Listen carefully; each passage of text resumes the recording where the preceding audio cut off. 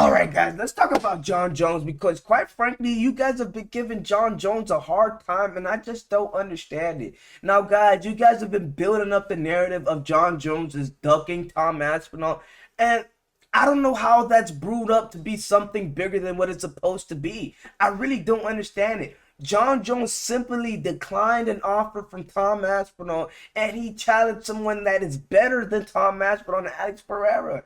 I don't know if I'm going crazy, but after he beat Khalil Roundtree, we were praising this dude to be a freaking UFC GOAT.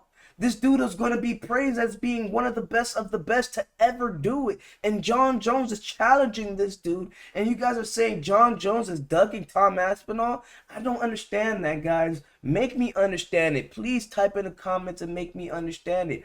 But let's go ahead and talk about it. Jon Jones and Tom Aspinall, if these two dudes were to face each other. Number one, we all know Jon Jones will wash through Stipe Miocic. I don't need to explain that. But the 12-6 elbows are back, guys. This is a whole new version of Jon Jones. And you think those 12-6 elbows won't get inflicted on Tom Aspinall? Guys, I just watched episode 1 of UFC Embedded, and we're going to go ahead and break this down right now. But I seen my GOAT, Jon Jones, and the only person that I've seen do this was Goku, be in a hyperbolic time chamber, and he is looking like a scary human being in that hyperbolic time chamber. Guys, let's go ahead and check that out. So this is where I was a little bit confused because I was like, what is this huge gigantic red thing? So I paused the video for like 10 minutes, I kid you not. And until the video panned out into this still shot, I instantly panned my mind to Goku in the hyperbolic time chamber, and I was like, there's only one man that is able to do this, and that is Jon Bones Jones. And this is the still shot of Goku at the hyperbolic time chamber. Guys, let me pay you that Goku clip and tell me this doesn't recognize Jon Jones or symbolize, however you want to say the word, of Jon Jones with an F. I can sense Vegeta losing his battle against some tremendous dark force. It must be Frieza. And I fear the worst for Vegeta. I'm healed! What more needs to be said at this point? What more needs to be said? And this makes me come to this one complete narrative.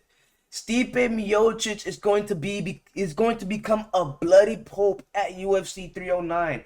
It's going to look absolutely gory at UFC 309. It's going to look absolutely disgusting at UFC 309. And quite frankly, guys, you guys are going to be upset at Jon Jones even more because he is going to destroy your favorite heavyweight. That's it. And that's just me keeping it honest with you guys. Now, another thing that I didn't understand is that you guys are giving him a lot of flack, giving him a lot of hatred, but this is the most that the heavyweight division has had some noise in a long time. Felt like in the last decade, this is the most noise that the UFC heavyweight division has had. Besides the whole Francis Ngannou versus Cyril Gane fight, and those two dudes didn't really promote the fight all that good. Their fighting styles just matched up pretty good, and you were wondering to see who will come out of that war going against these two dudes going against each other. But this is a little bit different. Jon Jones is making you guys engage. He is going with the narratives. He is talking. Now imagine at the UFC press conference how much views, how much questions, how much narratives are going to be asked. Jon Jones is building up something that's bigger than what you guys are expecting. Or I don't know if I'm overthinking it. Maybe that just might be the case. Now, I definitely could see why Jon Jones is getting the hate that he is getting. As the GOAT of the UFC, let alone as an MMA fighter, you shouldn't be fighting your wife or putting your hands on females. So I could see why he is getting the hate that he is getting. And it does sound like he is ducking Tom Aspinall if you look at it from just a general point of view. But I feel like there is a bigger picture than this, guys. There is a bigger picture than Tom Aspinall. And Alex Pereira could be the bigger fight to make. That's all I'm trying to make the argument for you guys. I mean, this dude Alex Pereira is fighting Israel Adesanya, a champion. Yuri Prochazka, a champion. Jan Blachowicz, a champion. Jamal Hill, a champion. He is training with the champion Glover Teixeira. There's a legacy of champions behind his history.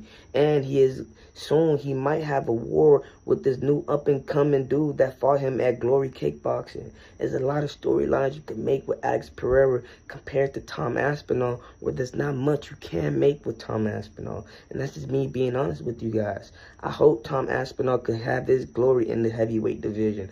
I don't want to sound like I'm hating on Tom Aspinall, but just the cold hard truth, I don't think he's ready for Jon Jones right now in terms of just star power. In terms of skill, this is a scary matchup for Jon Jones. I'm not going to deny it. This is a scary matchup. But in terms of star power, this isn't it, you know. Even if he beats Jon Jones, what now? What's next for him? Is he going to build up his next fight as big as this? I don't think so. That's just going to be it for Tom Aspinall. Compared to Alex Pereira, if he gets a win over Jon Jones, there's more you can build upon it, and you can label him as the official GOAT. There's no more to be said about that. There's things to put on the line with that Alex Pereira fight, if that makes sense.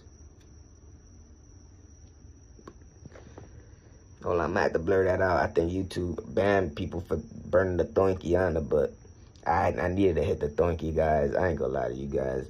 But all in all, guys, I need you to understand what I'm trying to tell you. Jon Jones is looking at the bigger picture. He is an effed up man outside the octagon. Can't deny it.